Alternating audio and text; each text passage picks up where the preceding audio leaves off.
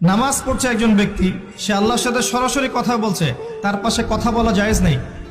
এমনকি নামাজরত ব্যক্তির পাশে কোরআন তেলাওয়াত করাও জায়েজ নেই। আমি কথা কি বুঝতে পারছেন?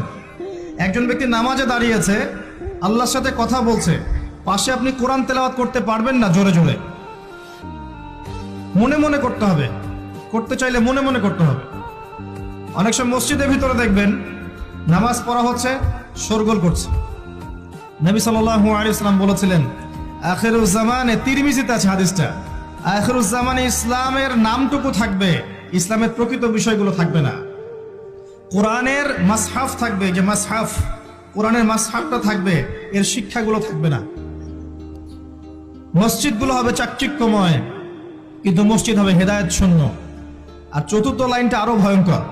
4 নম্বর লাইনে গিয়ে নবীজি বলেছেন সাল্লাল্লাহু আলাইহি ওয়াসাল্লাম, আসমানের নিচে জমিনের উপরে আল্লাহর সবচেয়ে নিকৃষ্ট সৃষ্টি হবেন এক শ্রেণীর আলেম, যাদের থেকে ফিতনা ছড়াবে এবং তাদের দিকেই ফিতনা ফিরে আসবে। তিরমিজির মধ্যে হাদিসটা আছে, যে কোনো আলেমকে জিজ্ঞাসা করেন এটা কোন শ্রেণীর আলেম, এটা বোঝার জন্য আপনার পিএইচডি করার দরকার নাই। যারা দিনকে দুনিয়ার বিনিময়ে বিক্রি করেছে তারাই সেই শ্রেণীর আলেম। যারা সত্য কথা বলতে ভয় পেয়েছে তারাই সেই শ্রেণীর আলেম। যারা সত্যকে মিথ্যার সাথে মিশ্রিত করেছে তারাই সেই শ্রেণীর আলেম। এবং যারা ইসলামের নামে উম্মাহকে শতদা বিভক্ত করে দিয়েছে এরাই সেই শ্রেণীর আলেম।